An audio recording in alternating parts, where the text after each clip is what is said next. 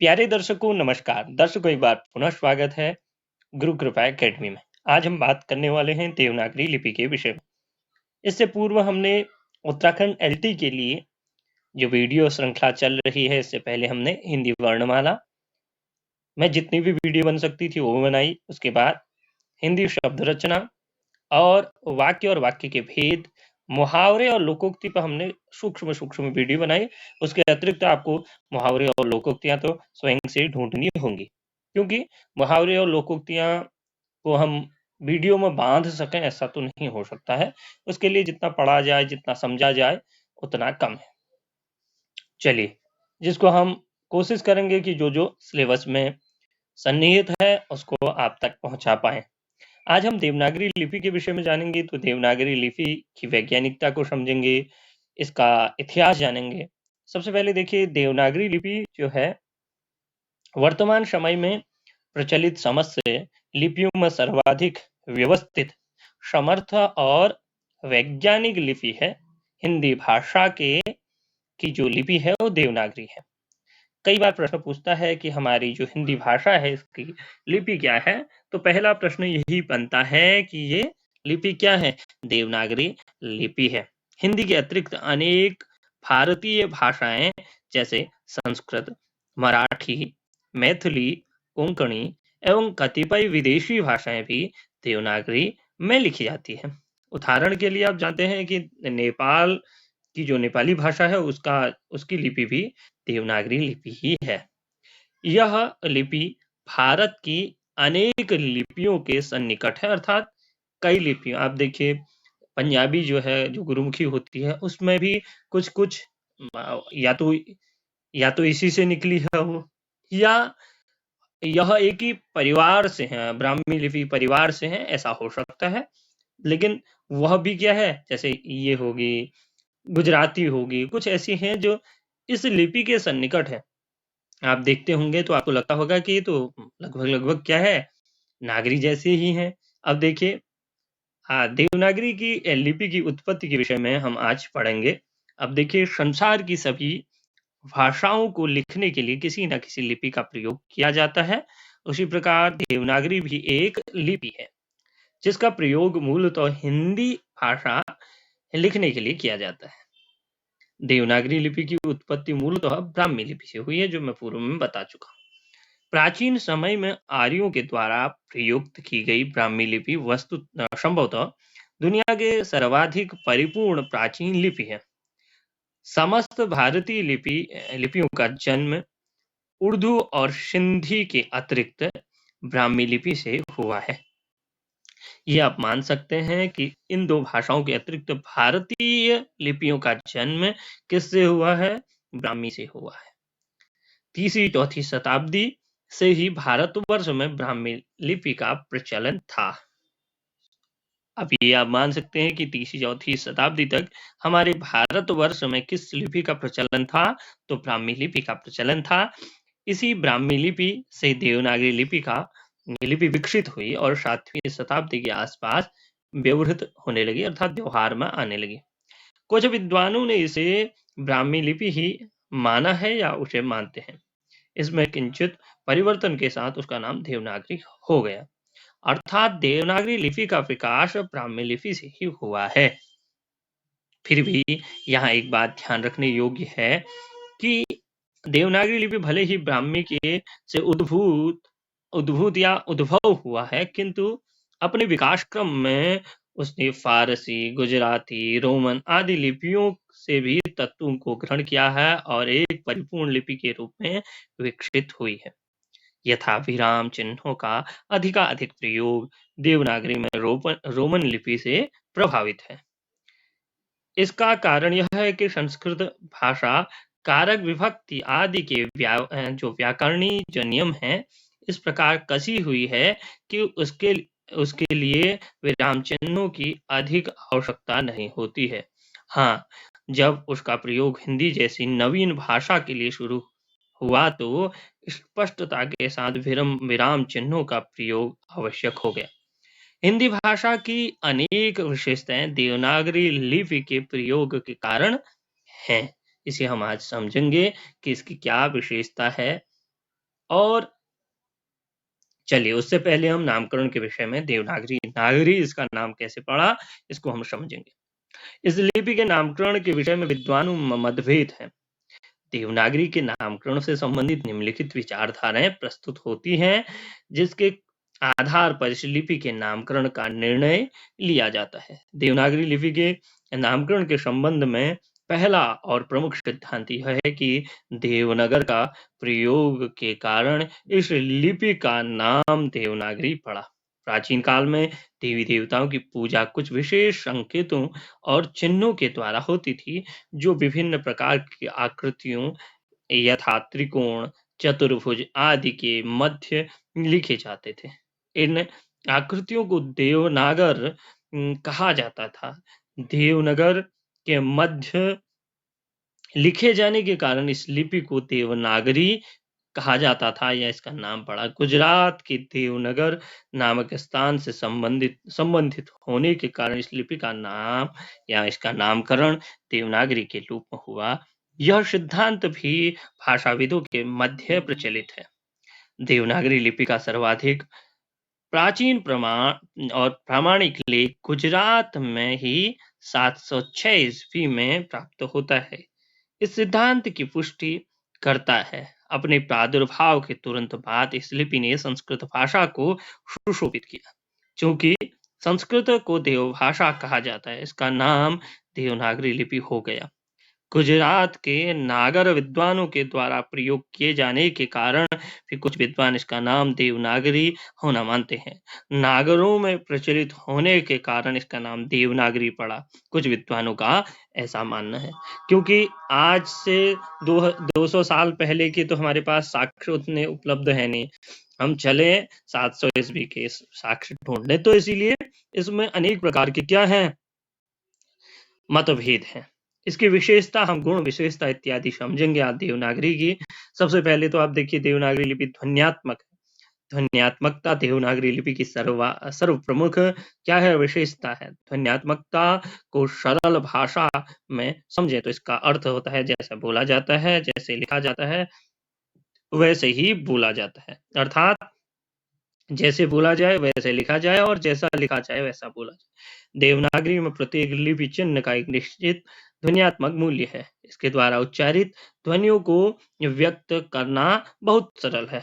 दुनिया भर में भाषा जो विद हैं उनका मानना है कि देवनागरी एक वैज्ञानिक लिपि है। इस लिपि में वर्णों का संयोजन बहुत ही व्यवस्थित, सुसंगठित व क्रमबद्ध ढंग से हुआ है। आप देख लें जो कवर्ग है, चवर्ग है, वर्गों का विभाजन किस हिसाब से हुआ है, हमारे उच्चारण स्थान के अनुसार हुआ है। और उच्चारण का तो अब क्या कहें, प्रत्येक वर्णों की विशेषता और प्रकार के आधार पर स्थान प्राप्त हुआ है। स्वरों तथा व्यंजनों के सुनियोजित एवं क्रमबद्ध व्यवस्था है। देवनागरी लिपि के हर एक ध्वनि के लिए एक चिन्ह लिपि चिन्ह निश्चित है। जैसे कला शब्द के लिए क ध्वनि के लिए एक लिपि चिन्ह क नियत है, अर्थात यह निश्चित है।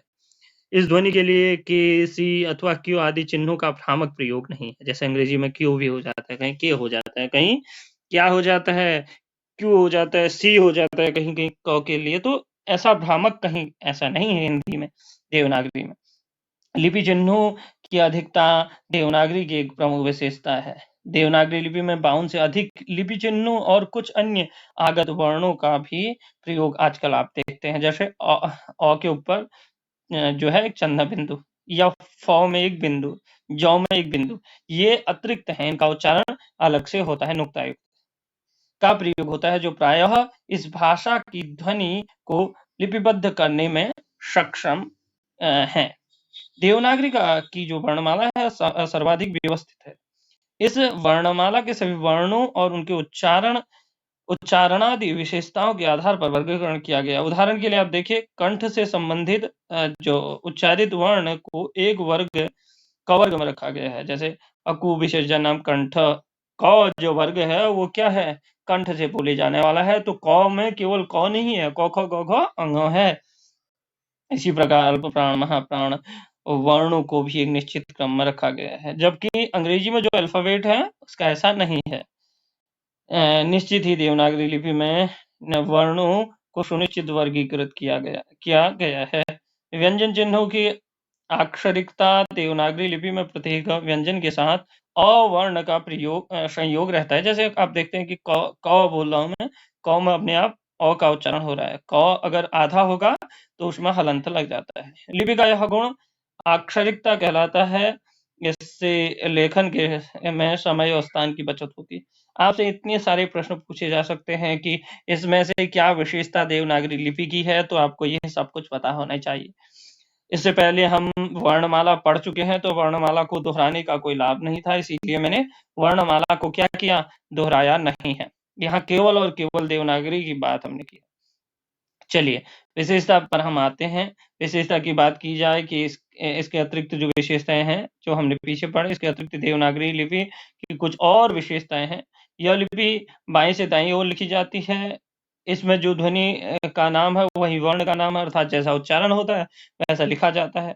इस लिपि में संयुक्त वर्णों का प्रयोग किया जाता है। यह भी एक लिपि की एक विशेषता है। कुछ वर्ण ऐसे हैं जिनके लिए जैसे कुछ वर्ण हैं ज्यों जो है आप संयुक्त वर्ण है, और इसी प्रकार त्र अब त और र के योग से है, तो उसके लिए हमने उच्चारण अलग मिला, तो हमने उसको बना अलग से दिया। मतलब भाषा वैज्ञानिकों ने या फिर हमारे पूर्वजों ने इस प्रकार से इसका प्रयोग किया। इसके लेखन और उच्चारण में पर्याप्त एकरूपता और स्पष्टता है। इतनी स्पष्टता अन्य भाषाओं में, अन्य लिपियों में नहीं देखी जाती है। विद्वानों का विचार आज देखते हैं हम। सबसे पहले बाबूराम क्षमा करें। सबसे पहले हम देखते हैं बाबूराम विष्णु पराडकर, क्षमा करें, पराडकर। नागरी वर्णमाला के समान सर्वांग पूर्ण और वैज्ञानिक कोई दूसरी वर्णमाला नहीं है, ऐसा इनका कहना है। राहुल शंकरताइन जी का मत क्या है, वो देखते हैं। हमारी नागरी दुनिया की सबसे अधिक वैज्ञानिक लिपि है देवनागरी। इसके अलावा हजारी प्रसाद द्विवेदी जो मूर्धन्य विद्वान हैं हिंदी साहित्य के, और हिंदी साहित्य का जो भी मतलब श्रेय या ये माने कि उनको मूल पुरुष माने हिंदी के उत्थान के लिए, हजारी प्रसाद द्विवेदी को तो इसमें अतिशयोक्ति नहीं होगी। राहुल शंकरताइन का योगदान भी कमतर नहीं है इसमें। अब देखिए, देवनागरी लिपि की वैज्ञानिकता स्वयं सिद्ध होती है, ऐसा हजारी प्रसाद द्विवेदी जी कहते हैं। समस्त भारतीय भाषाओं के लिए यदि कोई एक लिपि आवश्यक हो, तो यह वह देवनागरी ही हो सकती है। जस्टिस कृष्णा स्वामी अय्यर ने ऐसा कहा था। तो ये हमारे पास कुछ विचार भी आ गए। इसके इतिहास पर हम एक बार नजर दौड़ाते हैं। इतिहास, हिस्ट्री। देवनागरी भारत, नेपाल, तिब्बत और दक्षिण पूर्वी एशिया की लिपियों के ब्राह्मी लिपि परिवार का हिस्सा है। गुजरात के कुछ अभिलेख प्राप्त हुए हैं जिनकी भाषा संस्कृत है और लिपि नागरी लिपि है। यह अभिलेख पहली ईस्वी से लेकर चौथी ईस्वी के कालखंड के हैं। ध्यातव्य है कि नागरी लिपि देवनागरी से बहुत निकट है, जो हम बीच में पढ़ चुके हैं, और देवनागरी का पूर्ण रूप है। अतः यह अभिलेख इस बात के साक्ष्य हैं कि प्रथम शताब्दी में भी भारत में देवनागरी का उपयोग आरंभ हो चुका था। नागरी, सिद्धम और शारदा तीनों ही ब्राह्मी की वंशज है, अर्थात इन्हीं से उत्पन्न हुई है। रुद्र दमन के अभिलेखों का समय प्रथम शताब्दी का समय और इसकी लिपि देवनागरी के निकटता पहचानी जा सकती है। जबकि देवनागरी का जो वर्तमान मानक स्वरूप है, वैसी देवनागरी का उपयोग जो है 1000 ईस्वी के पहले आरंभ हो चुका था। मध्यकाल के शिलालेखों के अध्ययन से स्पष्ट होता है कि देवनागरी से संबंधित लिपियों का बड़े पैमाने पर प्रसार होने लगा था। कहीं-कहीं स्थानीय लिपि और नागरी लिपि दोनों में सूचनाएं अंकित मिलती हैं। उदाहरण के लिए 8वीं शताब्दी में पट्टदकल कर्नाटक के स्तंभ में सिद्ध मातृका एवं तेलुगु कन्नड़ लिपियों के अतिरिक्त रूप दोनों में ही सूचना अंकित हुई है। कांगड़ा हिमाचल प्रदेश के ज्वालामुखी अभिलेख में शारदा और देवनागरी दोनों में अभिलेख लिखे गए हैं। 7वीं शताब्दी तक देवनागरी का नियमित रूप से प्रयोग होना आरंभ हो गया था। लगभग 1000 ईस्वी तक देवनागरी का पूर्ण विकास हो गया था। डॉक्टर द्वारिका प्रसाद सक्सेना के अनुसार सर्वप्रथम देवनागरी लिपि का प्रयोग गुजरात के नरेश जयभट्ट 700 से 800 ईस्वी के अभिलेखों में मिलता है। 8वीं शताब्दी में चित्रकूट, 9वीं शताब्दी में बड़ौदरा, कि ध्रुवराज भी अपने राज्यादेशों में इस राज्य आदेश अर्थात जो भी इनके आदेश होते थे वह यह देवनागरी लिपि का उसमें प्रयोग करते थे। 758 ईस्वी में राष्ट्रकूट तथा दंतिदुर्ग का समान ताम्र पत्र पट्टनीय पत्र है मिलता है जिस पर देवनागरी अंकित है। शिलाहार वंश के गंडरादित्य प्रथम के उत्कीर्ण लेख की लिपि देवनागरी है। इसका समय 12वीं शताब्दी है। 11वीं शताब्दी के चोल राजा राजेंद्र के सिक्के मिले हैं जिन पर देवनागरी लिपि अंकित है। राष्ट्रकूट तथा इंद्रराज 10वीं शताब्दी के लेखों में भी देवनागरी का व्यवहार प्राप्त हुआ है। प्रतिहार राजा महेंद्रपाल 891 से लेकर के 891 से लेकर 907 का दान पात्र भी देवनागरी में दान पत्र जो किसी को प्रशस्ति पत्र जैसे देते थे वैसे ही दान पत्र भी देवनागरी लिपि में लिखा गया है। इसके अलावा कनिंघम की पुस्तक में सबसे प्राचीन मुसलमान सिक्कों के महमूद गजनवी द्वारा चलाए गए चांदी के सिक्कों का वर्णन जिस पर देवनागरी लिपि में संस्कृत अंकित है।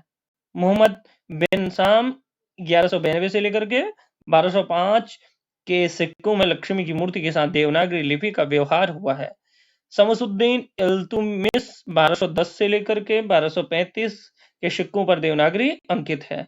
इसके अलावा बहुत सारे इसमें राजाओं के नाम दिए गए हैं जो मुगल राजा थे। उन राजाओं के समय भी किसी न किसी प्रकार से जो है इस प्रकार के देवनागरी का प्रयोग के साक्ष्य प्राप्त होते।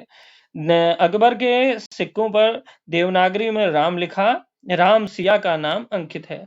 इसके अलावा इतने सारे जो है जो अन्य मुगल सम्राट थे उन्होंने भी इस परंपरा को कायम रखा और क्या किया, अपने जितने भी चीजें थी उसमें सिक्कों में विशेषकर क्या किया, देवनागरी का प्रयोग स्वीकार किया। अब हम जानेंगे भाषा विज्ञान की दृष्टि से देवनागरी। भाषा वैज्ञानिक दृष्टि से देवनागरी लिपि अक्षरात्मक सिलेबिक जिसे बोला जाता है लिपि मानी जाती है। लिपि के विकास सोपानों की दृष्टि से चित्रात्मक, भावात्मक और भाव चित्रात्मक लिपियों के अनंतर अक्षरात्मक स्तर की लिपियों का विकास माना जाता है। पाश्चात्य और अनेक भारतीय भाषा वैज्ञानिकों के मत से लिपि की अक्षरात्मक अवस्था के बाद अल्फाबेटिक अर्थात जिसे क्या बोला जाता है, वर्णात्मक बोला जाता है, अवस्था का विकास हुआ।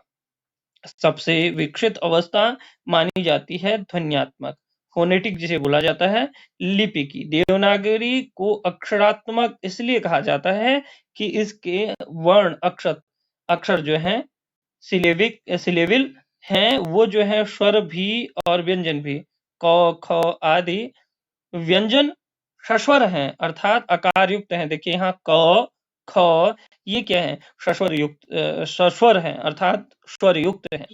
वे केवल ध्वनियां नहीं है अपितु सस्वर अक्षर हैं, अतः ग्रीक, रोमन आदि वर्णमालाएं हैं। परंतु यहाँ यह ध्यान रखने की बात है कि भारत की ब्राह्मी या भारतीय वर्णमाला की ध्वनियों में जो व्यंजनों का पाणिनि जी ने वर्ण समाम्नाय के 14 सूत्रों में जिसे 14 माहेश्वर सूत्र के नाम से जाना जाता है, मैं जो स्वरूप परिचय दिया है उसके विषय में पतंजलि जो 2वीं शताब्दी ईसा पूर्व लगभग इनका समय माना जाता है, ने यह बात स्पष्ट करी कि व्यंजनों के संयोजित आकार स्वर का उपयोग केवल उच्चारण के उद्देश्य से ही है, यह तत्वतः वर्ण का अंग नहीं। इस दृष्टि से विचार करते हुए कहा जा सकता है कि इस लिपि की जो वर्णमाला है वो तत्वतः ध्वन्यात्मक है, अक्षरात्मक नहीं है। अक्षरात्मक नहीं है ऐसा सिद्ध होता है पतंजलि जी की बात से। प्रिय दर्शकों, अगर आपको हमारा काम अच्छा लगता है तो अवश्य मेरे गुरु कृपा एकेडमी को सब्सक्राइब करें, बेल आइकन दबा लें, अन्य मित्रों तक भी यह वीडियो भेज दें जो भी हिंदी से एलटी की तैयारी कर रहे हैं। अन्य जितनी भी परीक्षाएं हैं जहां देवनागरी लिपि सिलेबस में लगी है उनके लिए भी यह उपयोगी होगी। यह जानकर हमने यह वीडियो बनाई थी। नमस्कार, धन्यवाद।